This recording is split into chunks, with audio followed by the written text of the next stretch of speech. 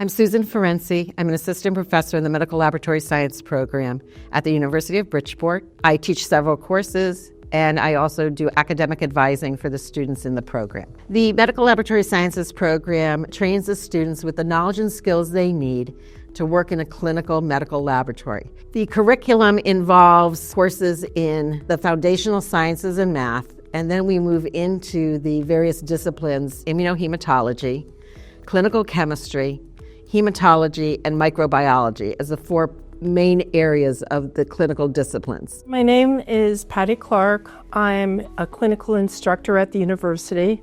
I teach microbiology, urinalysis, and I'm an alumni of the University of Bridgeport. I graduated in 1976. Students come in and take their general education courses, or they transfer in with their general education courses.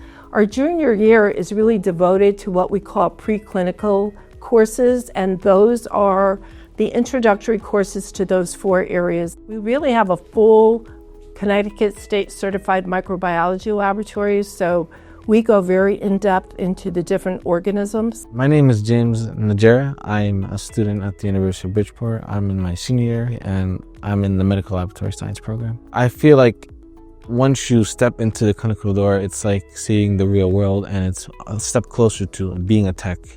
And all like the theory that you learned in class is like applicable, and you're seeing it with your eyes. And it gives you like this aha moment, because you're like, oh wow, it all makes sense now. A lot of the coursework overlaps with other health professions like nursing, PA. And so it gives you a good foundation of where to go from there too. They spend 3 years, 6 semesters on campus taking their courses here. Classes are offered on ground, hybrid, and online.